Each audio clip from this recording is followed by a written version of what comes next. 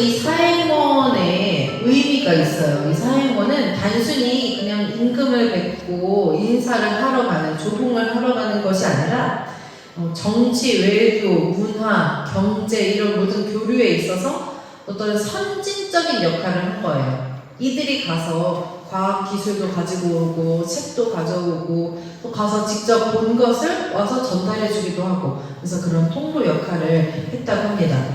우리가 이제 잘 알고 있는 허균이 있어요. 허균도 이 사행원을 다녀왔대요. 그래서 1615년에서 16년 광해군 때에 을묘병진년에 걸친 2년에 걸친 사은사행에 이제 부사로 선택이 이제 발탁이 돼서 다녀오게 되었습니다. 연경은 이제 국경을 말하는데요. 그때 그곳에서 체류를 하면서 본인이 이제 보고 듣고 느낀 이것들을 한시로 적은 책이 있어요. 이 기록이 을병조천록이라고 합니다. 그래서 여기에 자기가 연경에 가서 보고 들었던 것을 시로 적었고요. 이 허균은 무려 중국에 세 차례나 다녀왔다고 해요. 이 책을 너무나 좋아해가지고 호서 장서각이라는 이 도서관 같은 거를 자기가 설치를 한 거예요. 그래서 그 안에 중국에서 사온 책 4,000여 권과 또 이제 자신이 소장한 책들을 포함해서 무려 1만여 권을 보관을 하는 그런 도서관을 또 이렇게 가지고 있었다고 합니다. 이 사행원들이 북경에 가면은 꼭 들리는 곳이 바로 천주당이었어요. 그 3페이지 보시면은 조선 사행원 천주당 방문해 보시면은 거기 한문이 있죠. 이게 이변도 중식 구경. 이제 이 연경에 가면은 19경을 봐야 된다, 약간 이런 게 있었어요. 근데 그 중에 가장 인기가 많은 곳이 이제 북경의 4군데 천주당이었습니다. 네, 동서남북에 있는 이 천주당을 방문하는 것이 굉장히 인기 코스였다고 해요. 인기 만점이었대요. 네, 지금도 그러죠. 지금도 중국 성지순례 하면 그렇잖아요. 그때도 그랬습니다. 전 못 가봤어요. 나 가봤어요. 우리 가봤는데. 네. 여기서 갔죠. 저도 여기서 갈 수 있었는데 그때 이제 학교 기말고사 때문에 못 갔어요. 근데 저도 한 3, 4년 전에 갈 수 있었는데 아쉬워요. 빨리 열렸으면 좋겠고. 그래서 이 코스가 왜 인기가 그렇게 많냐 하면은 이런 멋진 건물을 보는 것도 있지만 가면은 서양 서적, 또 이제 서양 과학이나 문화를 접할 수도 있고, 신부님들이 또 그렇게 책을 선물하고 뭐 과학 문명 기기도 선물도 주고 그랬던 거예요. 그러니까 그거 받으려고 또 이제 구경도 하고 서양에 관한 얘기도 좀 듣고, 그래서 이제 사행원들이 천주당을 방문하는 것이 굉장히 인기 코스였다고 합니다. 그래서 여기 보시면은 이제 동당 저 위에 1628년에 지어졌다고 되어 있죠. 지금은 거기가 왕부정 천주당이라고 해요. 왕부정에 있는 천주당.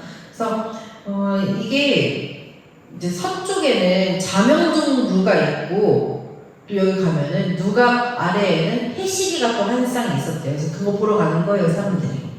그리고 뭐 망원경이나 여러 가지 의기들이 저장이 되어 있었기 때문에 이걸 많이 보러 갔었고, 이 건물을 이제 두면의 선교사가 세웠는데, 청나라가 시작될 때, 청조가 북경에 들어올 때 패션이 됐대요.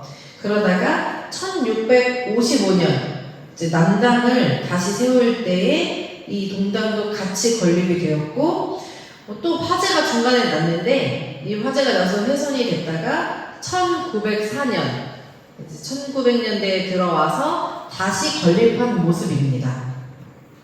여기 가면은 서양 화들이 있었대요. 근데 이 서양 그림이 너무나 사실적이어서 사용원들이 너무 놀랬대요. 진짠가? 그림인가? 이게 너무나 그런 그림 처음 보니까. 그래서 그런 그림도 보러 갔었고, 또 서당은 보면은 1725년, 1724년 좀 늦게 건립이 되었어요. 이게는 이제 페드리니 신부님이라는 분이 지으셨는데, 조선 사신일행은 이 서당에 갔을 때 뭘 제일 신기하게 봤냐면은 스테인드 글라스. 그게 그렇게 신기했다고 합니다.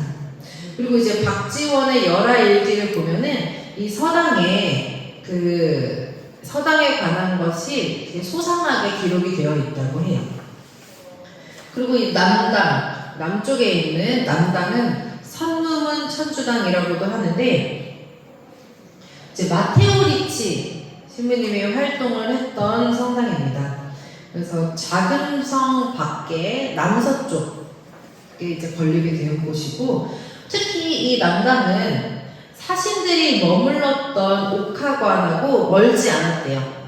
그래서 사신들이 머물렀던 데랑 굉장히 가까이 있었기 때문에 많이 찾아갔다고 합니다.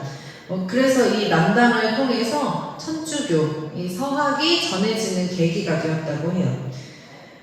그리고 이제 북당. 네, 북당은 보면은 이제 1703년 12월에 출성이 되었고, 이게 예수회에 또 이제 중국 선교 본부로 사용이 되었다고 해요.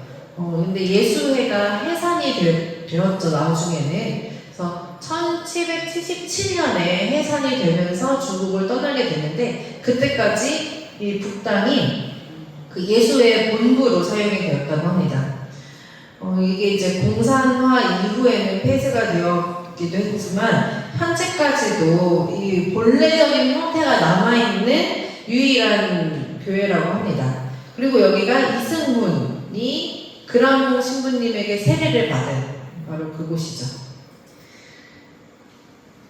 또 이제 이 성당을, 천주당을 방문한 사람 중에 이기지라는 인물이 있었어요. 이기지는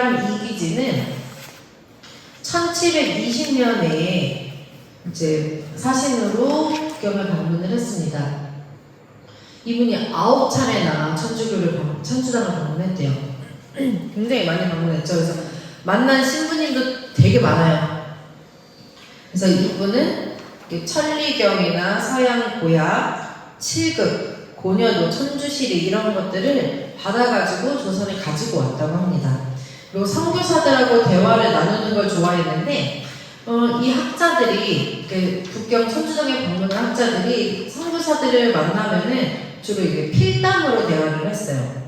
둘 다 한문을 쓸 줄 아니까 한문으로 대화를 하면서 주로 동서양의 그 역법, 달력이죠. 이런 역법의 차이에 대해서 그런 것을 배우는 것을 좋아했다고 해요. 그리고 이제 거기 보시면 홍대용과 박지원이 나와 있는데, 홍대용은 이제 담헌연기라고 이제 기록을 남겼습니다. 거기 이제 유인물은 이 내용을 이제 짧게 요약을 해서 넣은 내용이에요. 그래서 여기 보면은 이 홍대용은 천주당에 방문을 하는데 방문이 안 됐어요. 왜냐면은 원래 그전에는 조선 사신들이 방문을 하면은 신부님들이 되게 반갑게 맞아주고 뭐 이제 성상이나 기이한 물건들을 주고 막 그랬는데, 이 조선 사람들이 좀 이제 거기 이렇게 이 사람을 이렇게 씁니다. 조선의 풍속은 교만해서 그들을 거짓으로 대하는 듯 이제 예의를 갖추지 않는 일이 많았다. 그리고 선물을 받고서도 보답하지 않았다. 또 수행원 중에 무식한 사람은 담배를 피기도 하고 가르침도 했고, 기물을 함부로 만져서 더럽으니까 선교사들이 이제 반갑지가 않은 거예요, 이들이 오는 게. 그래서 요즘에는 서양 사람들이 우리를 이제 싫어해서 관람을 청하면은 거절한다. 근데 홍대용은 너무나 들어가 보고 싶은 거예요. 그러니까 남당의 신부님들에게 선물을 보냅니다. 장지, 부채, 먹, 청심원, 되게 지금도 그때 귀한 거였죠. 이런 것들을 예물을 보내면서 정중하게 편지를 썼습니다. 너무나 방문하고 싶다 이렇게 요청을 했어요. 그래서 이제 천주당을 방문할 수가 있었습니다. 이렇게 이제 예의를 갖춰서 방문을 하니까 그 서양 신부님들이 굉장히 반갑게 또 맞아줬다고 해요. 그래서 그런 또 귀한 것들을 받아왔습니다. 그리고 박지원의 열하일기에도 이 북경의 천주당을 방문한 내용이 있습니다. 이제 그리고 이 안에는 천주가 누군가 자기가 이제 본 거, 자기가 들은 거에 대한 내용도 이제 있어요. 그거는 유인물이 없어서 제가 여기 따로 가지고 왔는데 이제 여기 이 박지원이 말하는 천주란 이렇게 써 있습니다. 이제 뭐 중국 고대의 반고씨나 천왕씨나 하는 말과 같다. 서양 사람들은 역설을 잘 만들고 자기 나라 양식으로 집을 지어 산다. 허황한 학술을 배척하고 성실한 것을 귀하게 여기고 하느님 섬기는 것을 으뜸으로 삼고 충효와 자애를 의무로 삼아 힘쓰며 허물을 고치고 선을 닦는 것으로 인문으로 삼아 사람이 죽고 사는 큰 일에 미리 대비해 근심 없게 하는 것이 천주교의 궁극적인 목적이다. 이렇게 말을 하고 있습니다. 근데 이제 박지원이 봤을 때는 이게 천주교는 이제 이 사람이 이렇게 좋게 본 건가? 하고 봤는데 또 그 뒤에 이어진 내용은 그렇지도 않아요. 이제 천주교는 그러니까 이건데 이제 세운 뜻이 지나치게 고원하고 이론이 편벽되게 교묘해서 도리어 하늘을 속이고 사람을 속이는 죄를 저질러서 스스로 빠진다. 이렇게 또 평가를 하고 있습니다. 그래서 당시 이제 천주교에 관한 조선 학자들의 이 평가는 되게 많이 갈려요. 이제 뒤에서 더 보도록 하겠습니다. 그리고 열하일기에 이 천주당을 방문한 내용이 되게 상세하게 기록이 나와 있어요. 그래서 혹시 기회가 되시면 열하일기를 읽어보시는 것도 추천을 합니다. 그래서 특히 박지원이 천주당에 방문해서 이 서양화, 제가 봤을 때 성화를 봤겠죠. 천주당이 안에 있으니까 이 성화들을 보면서 너무나 놀라는 거예요. 너무나 이제 정교하고. 그래서 이렇게 느낍니다. 이 그림을 보니까 번갯불 같은 강한 빛이 내 눈을 사로잡아 가슴속을 환히 들여다보는 것 같아서 싫었다. 그래서 박지원이 천주교에 조금 이렇게 거부감을 느낀 게 아닐까. 너무나 이 하느님 앞에 나의 모든 것이 드러나게 되는 이 체험을 했던 것 같아요. 왠지.